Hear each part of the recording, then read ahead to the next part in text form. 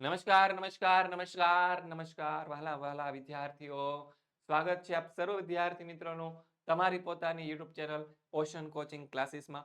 વિદ્યાર્થીઓ, વિકાસ પરીક્ષા લક્ષી અસાઇનમેન્ટ ચાલી રહ્યા છે, જેની અંદર આપણે ધોરણ 10 નું જે વિકાસ પરીક્ષા લક્ષી અસાઇનમેન્ટ છે નવનીત કંપની દ્વારા તૈયાર કરવામાં આવેલું છે.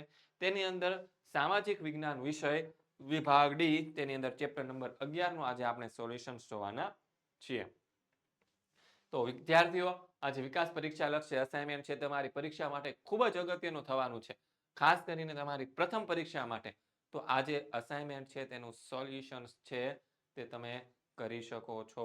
ક્યાંથી મળશે તમને તેના સોલ્યુશન્સ? તો કે ફક્ત અને ફક્ત આપણી YouTube channel ocean coaching classes, કે જ્યાંથી તમને ગણિત, વિજ્ઞાન, સમાજ, અંગ્રેજી, ગુજરાતી જેવા વિષયોના સોલ્યુશન્સ મળી રહેવાના છે. તો ફટાફટ આ અસાઇનમેન્ટને તમે મંગાવી લેજો. કોન્ટેક્ટ નંબર તમને અહીંયા આપવામાં આવેલો છે, 6354827383. તેના પર સંપર્ક કરીને મંગાવી શકો છો.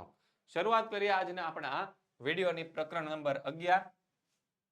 પહેલો સવાલ કીધો છે સિંચાઈ ક્ષેત્રના વિતરણ વિશે નોંધ લખો. તો જવાબ આવશે કે ભારતમાં આંધ્રપ્રદેશના તટીય જિલ્લાઓ એટલે કે મહાનદી, ગોદાવરી નદી અને કૃષ્ણા નદીઓના મુખ ત્રિકોણ પ્રદેશો જે છે તે પંજાબ, હરિયાણા અને પશ્ચિમ ઉત્તર પ્રદેશના સઘન સિંચાઈ ક્ષેત્રો છે. અને સ્વતંત્રતા પછી ભારતમાં કુલ સિંચાઈ ક્ષેત્રના લગભગ 4 ગણું વધ્યું છે. ભારતમાં આશરે 850 લાખ હેક્ટર જમીન છે તેના પર સિંચાઈ થાય છે, જે સ્પષ્ટ વાવેતર ક્ષેત્રના કેટલા ટકા છે? તો કે 38% વિસ્તાર છે. ભારતમાં સિંચાઈ ક્ષેત્રનું વિતરણ છે તે ઘણું અસમાન છે, અને દરેક રાજ્યમાં પણ આ વિતરણ કેવું છે? પાછું અસમાન છે, એટલે કે બધી જગ્યાએ એક સરખું છે નહીં. મિઝોરમમાં સિંચાઈ ક્ષેત્રનું પ્રમાણ તેના સ્પષ્ટ વાવેતર વિસ્તારના માત્ર 7.3% છે, જ્યારે પંજાબમાં એ પ્રમાણ છે 90.8% જેટલું છે. અને કુલ સિંચાઈનું ક્ષેત્રનું પ્રમાણ સ્પષ્ટ વાવેતર ક્ષેત્રના સંદર્ભમાં ઘણું જ અસમાન છે. હવે વાત કરીએ આપણા પંજાબ, હરિયાણા, ઉત્તર પ્રદેશ, બિહાર, જમ્મુ અને કાશ્મીર અને તમિલનાડુ અને મણિપુરમાં વાવેતરના કુલ વિસ્તારના 40%થી પણ વધારે વિસ્તારોમાં સિંચાઈ હેઠળ છે. બીજો સવાલ છે કે ભારતમાં જળ સંકટ સર્જાવાના સંજોગો જણાવો. તો ભારતમાં કેટલાક ભૌગોલિક અને માનવ સર્જિત કારણોસર જળ સંકટ સર્જાયું છે. ભારતમાં પાણી પુરવઠાનો મુખ્ય આધાર વરસાદ પર છે, જે ઘણા વિસ્તારોમાં અનિયમિત અને અનિશ્ચિત છે. તેના કરીને ખાસ કરીને ઓછા વરસાદવાળા વિસ્તારમાં વારંવાર પાણીની તંગીઓ સર્જાય છે.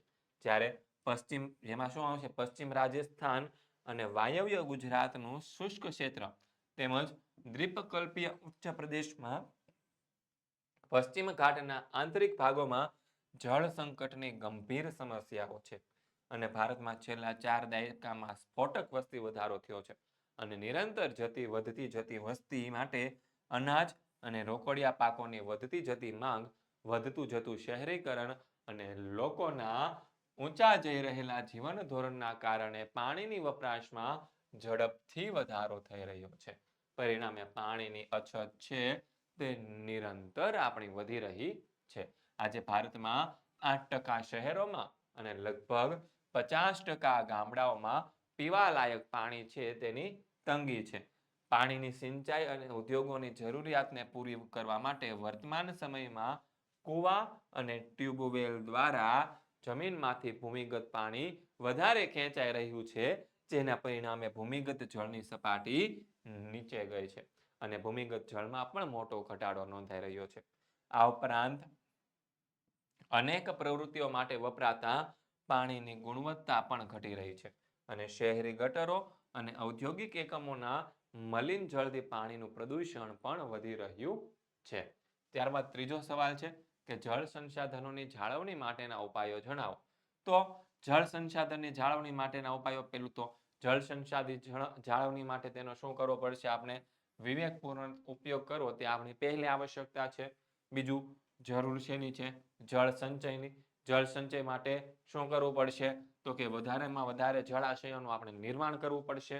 પછી વધારાનું જળ ધરાવતા બેસિનમાંથી ઓછું જળ ધરાવતા જળ બેસિનમાં જળનું સ્થાનાંતર કરવું પડશે અને ભૂમિગત જળ સ્તરને ઉપર લાવવાના પ્રયત્નો જરૂરી છે.